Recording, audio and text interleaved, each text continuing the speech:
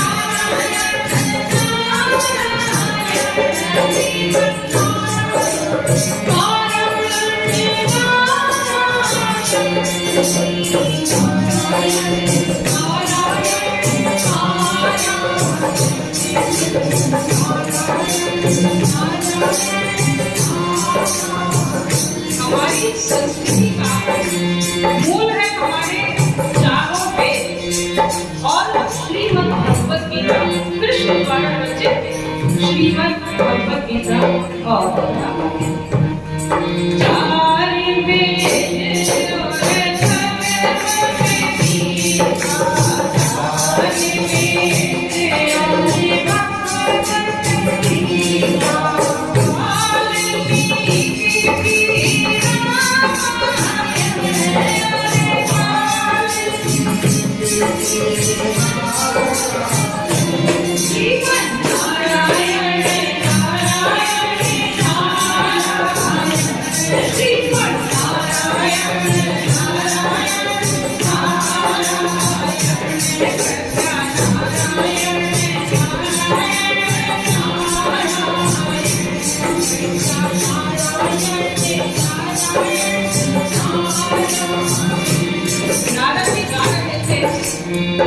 तो उन्होंने देखा कि एक देवदूत चला रहा है जिसके हाथ में एक सूची है।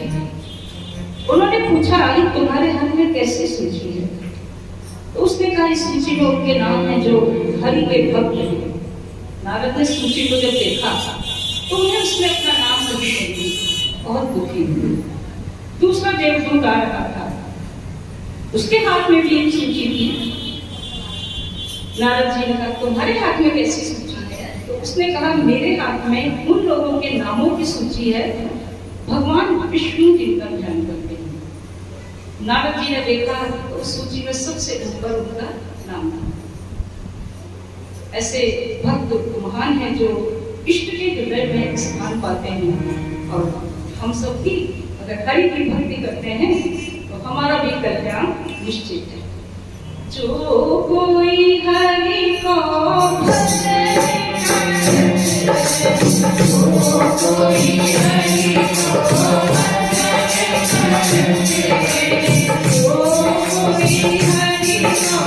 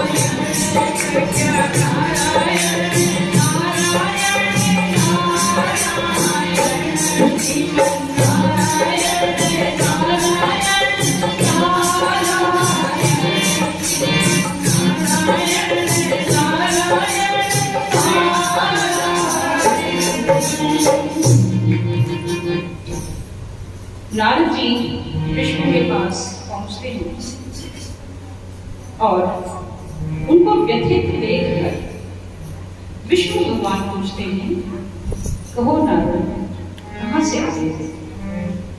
इसका जो पहला श्लोक था उसी में कुछ पंक्तियां थी कि लोक कल्याण कर धर्म धारणा संप्रसार कर व्रति याया वरो मान्यो देवर्षि दृष्टि सत्य अव्याहत गतिम प्राप गंतुम विष्णु पदम सदा।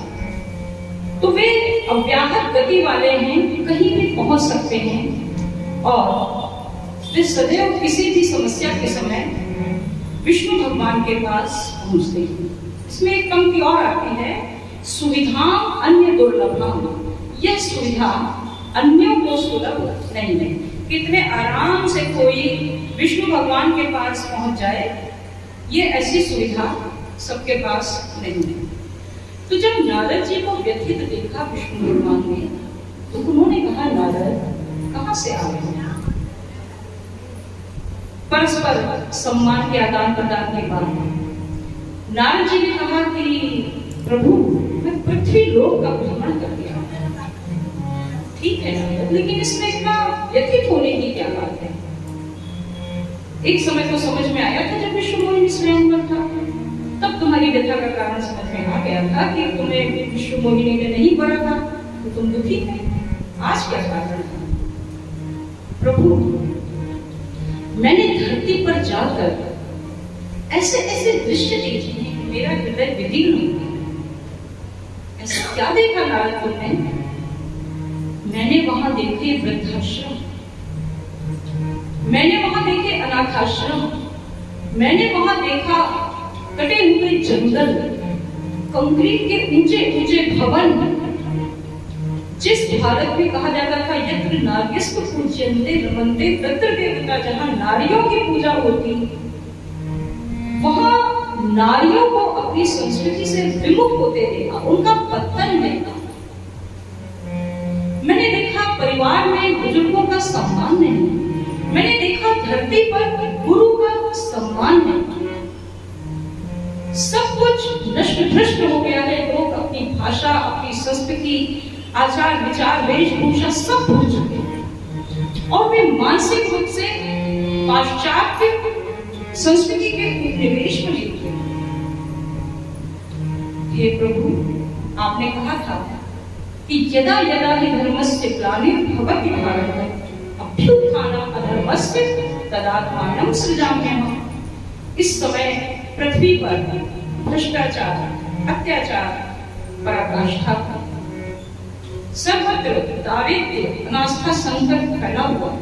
प्रभु कुछ करने का समय आ गया, क्योंकि आपने कहा था जब जब होगी धर्म की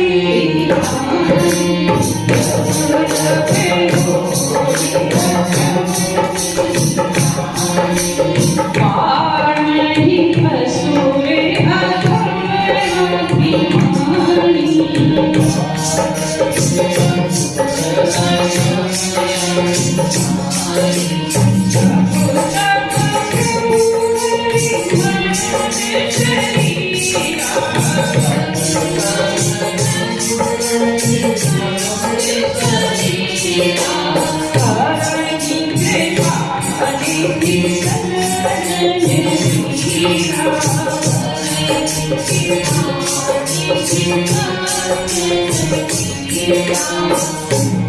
प्रभु अब वो समय आ गया।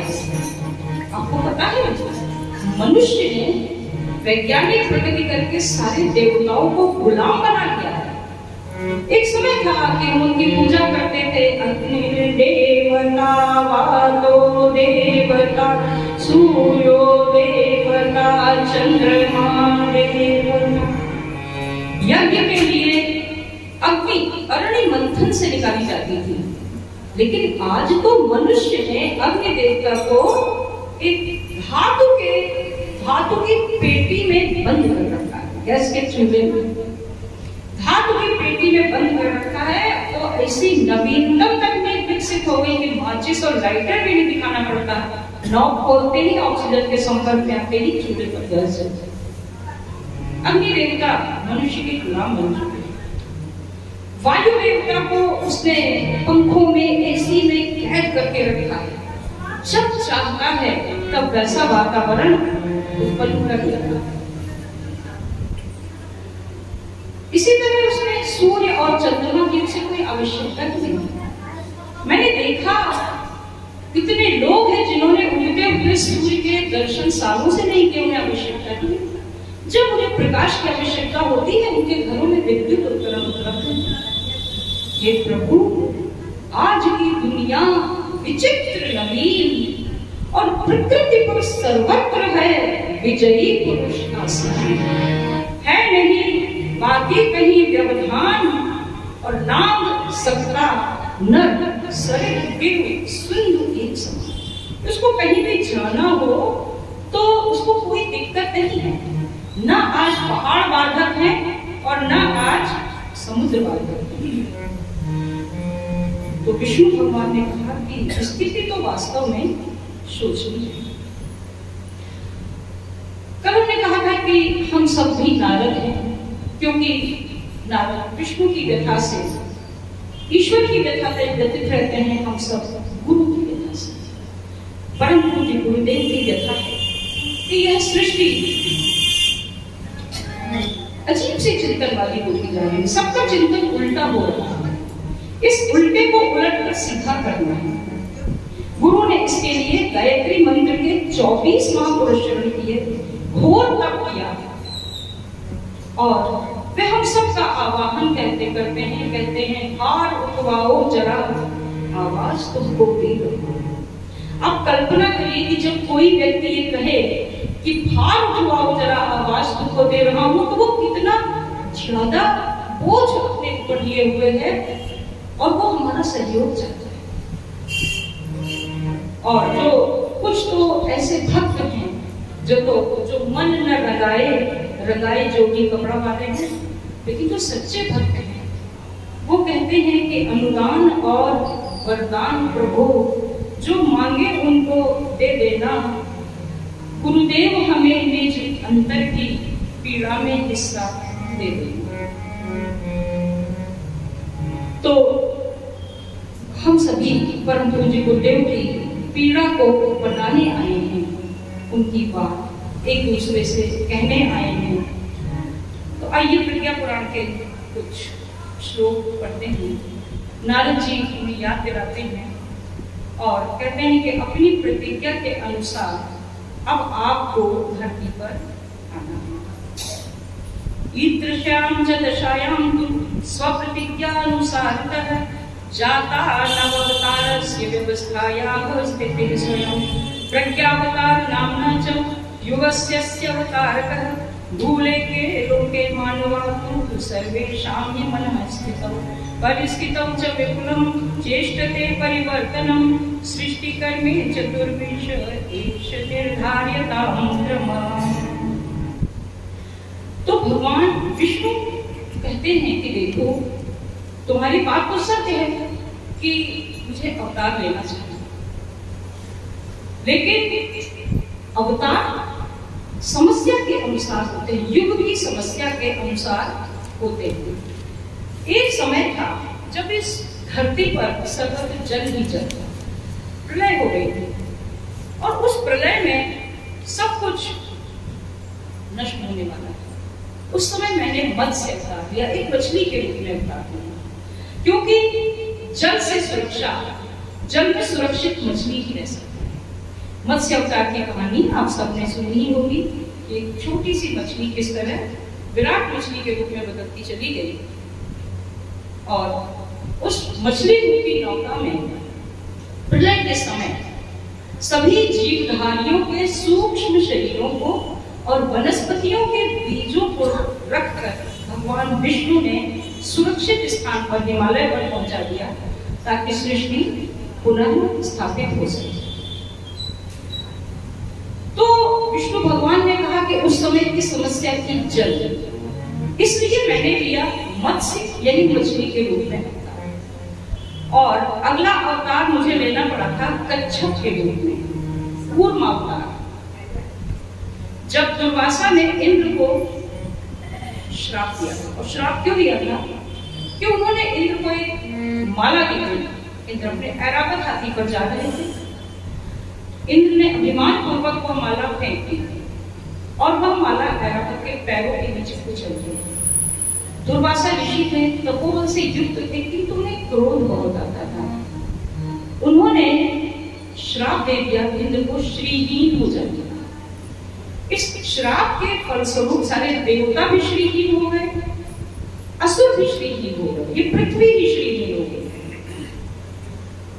अब लंबे समय तक श्रीहीन रहने के बाद जब सब इतने व्याकुल हो गए, तब ये निर्णय लिया गया कि सारी सुख समृद्धि और श्री को वापस पाया जाए, जो कि समुद्र में समा गई। निर्णय हुआ कि समुद्र मंथन किया जाए। उस समुद्र मंथन के लिए तैयारियां की गई। तो मथानी बना मंदराचल पर्वत, और वो जो मथने वाली रस्सी वासुकी नाग को पकड़कर असुरों और देवताओं को घुमाना था ताकि मंथन हो सके।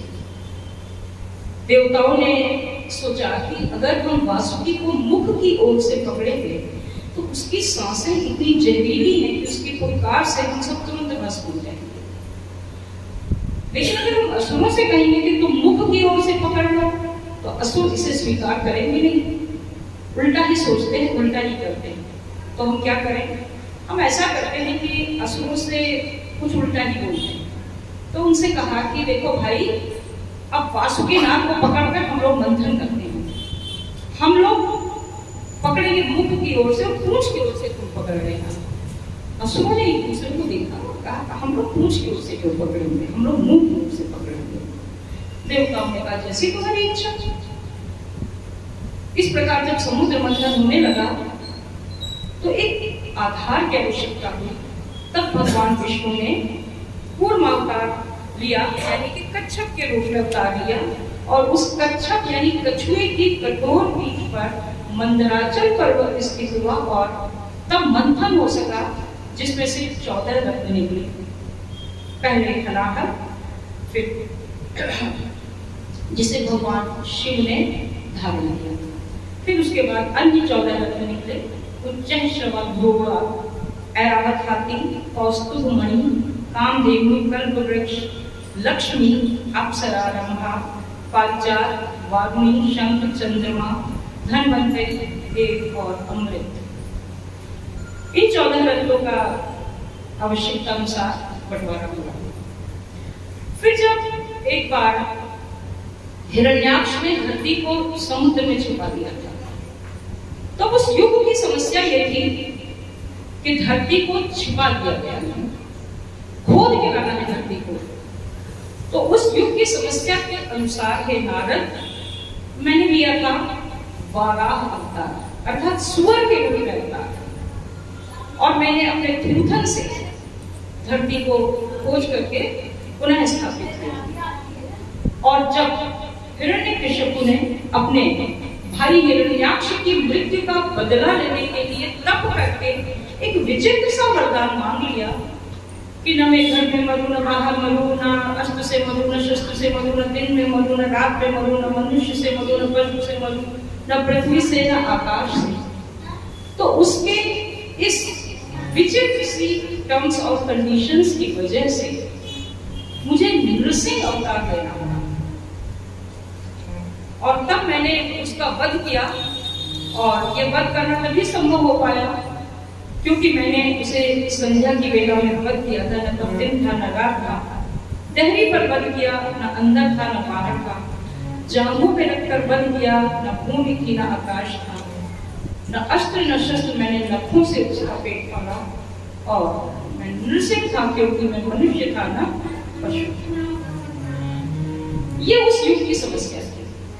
फिर जब अगली समस्या आई, जब असुरों के राजा बलि ने तीनों लोगों पर अपना अधिकार कर दिया, और तब इंद्र ने सोचा कि अब तो मेरा स्वर्ग जाने वाला है, तब उन्होंने विष्णु से प्रार्थना की। तब उन्होंने वामन का अवतार लिया, एक बौने का अवतार लिया। और बौने का अवतार लेकर जब वे यज्ञशाला में आए, तो ये कहानी आती थी, सबको पता होगी कि गुरु शुक्राचार्य ने मना किया कि तुम इस बौने को कोई वचन मत दो। उसने त्रिवाचा भरवा लिया कि मैं जो मांगूंगा दोगे। राजा बलि ने कहा कि अरे इतना सा बौना, इतना सा बालक है, क्या मांगेगा, जो मांगेगा हम उसे दे देंगे। लेकिन उन्होंने त्रिवाचा भरवा लिया, यानी 3 बार वचन दे दिया। शुक्राचार्य ने जब मना किया और वो नहीं माने और कमंडल से जल लेकर संकल्प लेने जा रहे थे, तो शुक्राचार्य कमंडल के गली में बैठ गए।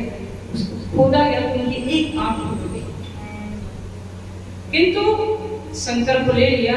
और तब उस वामन ने विराट रूप धारण करके 2 पगों में सब कुछ नाप लिया। ये उस युग की समस्या थी। और तीसरा पग उनकी पीठ पर रखा, यानी एक तरह से बलि को पराजित कर दिया। तो ये उस युग की समस्या थी, उसके हिसाब से उन्होंने तब यह अवतार लिया।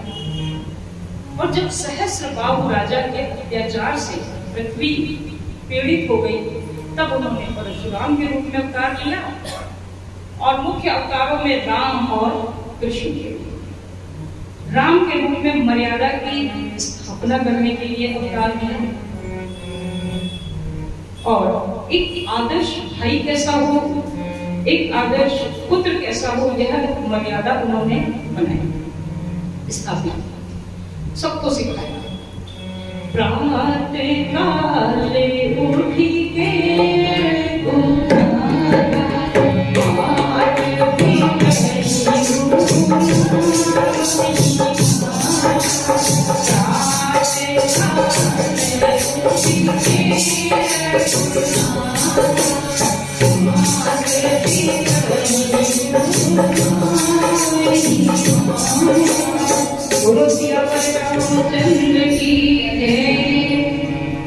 और जब मर्यादा की अधिकता के कारण समाज में भिन्न समस्या आई और शत्रु भी अमर्यादित होने लगे, तब कृष्ण के रूप में अवतार लिया।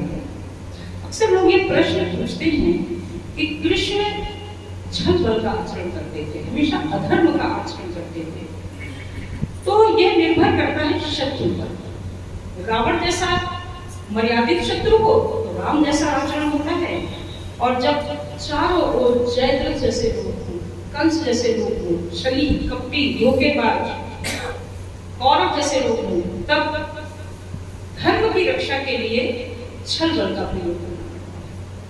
तो वास्तव में कृष्ण जो है वे जगत गुरु केवल कृष्ण। केवल और केवल।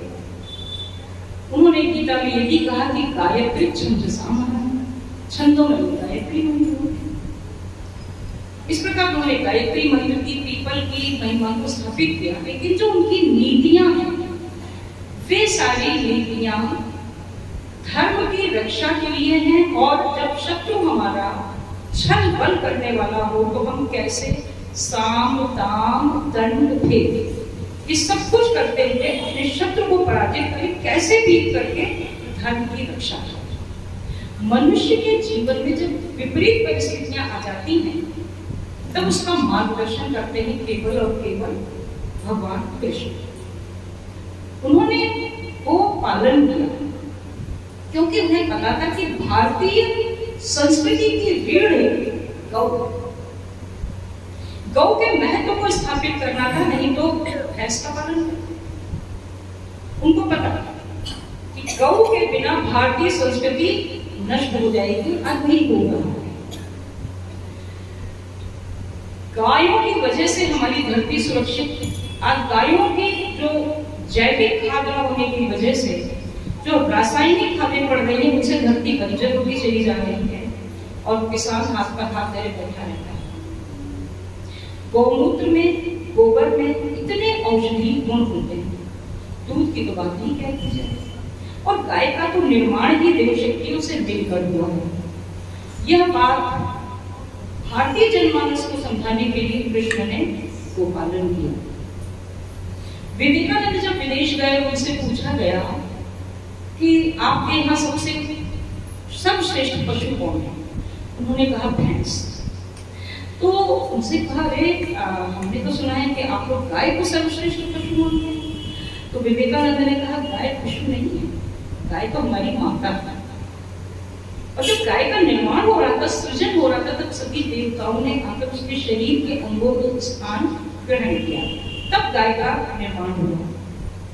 गंगा को स्थान नहीं मिला, दौड़ी दौड़ी आई, बोली गौ का निर्माण हो गया, मेरे लिए कोई स्थान नहीं। तो उन्होंने गौमूत्र में स्थान धारण किया। और लक्ष्मी जी आई तो उन्होंने गोबर में स्थान प्राप्त किया। गोबर से बनी हुई गौ के बिना हम न लक्ष्मी की पूजा करते हैं, न कोई मांगलिक पूजा करते हैं, न सुहाग करते हैं। गोबर इतना महत्वपूर्ण, लेकिन हम ये सब चिन्ह पूजा करते हैं। चिन्ह पूजा करते हैं, दूध भैंस का पीते हैं। हम कृष्ण के नियमों से दूर हो रहे हैं, कृष्ण के काम। कृष्ण ने जो माखन चोरी की, उसके पीछे भी तत्व दर्शन है। सारा का सारा जो माखन मथुरा में जाता था, इसके खिलाफ उन्होंने एक क्रांति की, जैसे कि हमारे क्रांतिकारियों ने की कि जो कोई वहां लेके जाए तो उसकी मटकी फोड़ देंगे। घर के ग्वाल वाले मक्खन के लिए तरसते हैं और आप लोग सारा मक्खन भयभीत होकर वहां ले आते हैं। कृष्ण के एक एक कदम के पीछे एक एक बहुत ऊंचा तत्व दर्शन है। ये एक अलग विषय है। और अगर कृष्ण न होते तो हमारा ये भजन संसार, हमारा ये कीर्तन संसार बेरंग होता। हमारे साहित्य में 9 रस है। 9 रस हमारे साहित्य में सभी जान रहे हैं। और मीरा ने कृष्ण को पति मानकर जो भक्ति की, उससे एक 10वां रस बना भक्ति रस। और सूरदास ने कृष्ण का जो वर्णन किया, उससे एक और रस बना वात्सल्य रस। इस प्रकार कृष्ण की महत्ता इतनी ज्यादा है कि साहित्यकारों को 9 रस की बजाय 11 रस बना। बिना कृष्ण के हमारे भजन बोल नहीं सकते। रामचंद्र जी के वही 2-4 सीधे साधे भजन, और कृष्ण के इतने भजन। कृष्ण बहुत जीवट वाले हैं। हिमालय से हवाएं टकराती हैं, हिमालय बड़ा मुस्कुराता है। धूप टकराती है, मुस्कुराता है। उसकी सेहत पर कोई असर नहीं पड़ता है। आप कृष्ण को छुइया कहिए, चोर कहिए, जितनी चाहे गालियां दीजिए, कृष्ण का व्यक्तित्व अमर है। गिरधर नागर कहती मीरा, सूर को श्यामल भाया, सूर को श्यामल गिरधर नागर कहती मीरा।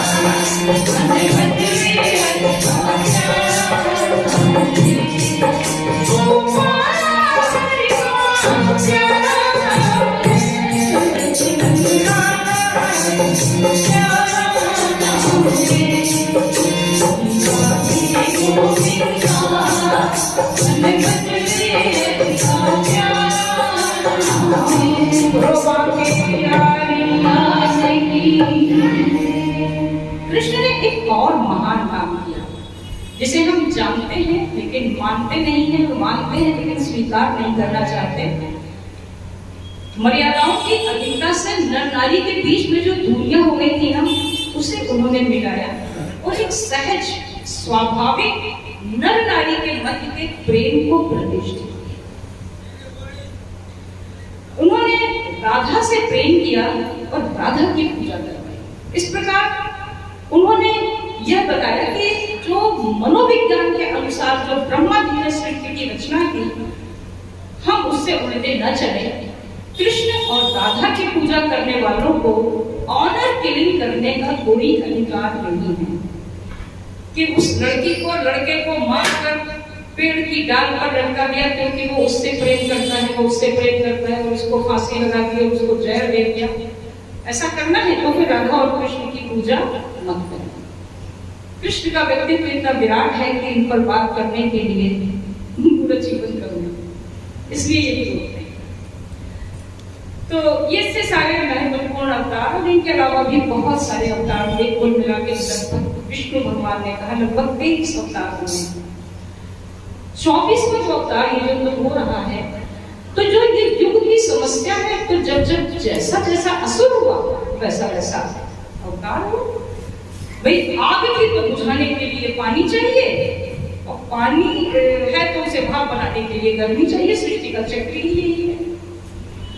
तो इस समय जो तुमने समस्याएं बताई हैं हे नारद, इस हिसाब से तो इस पृथ्वी के हर मनुष्य के मन में असुर घुसा हुआ, क्योंकि वैचारिक प्रदूषण है। देखिए जैसा हम सोचते हैं वैसा हम करते हैं।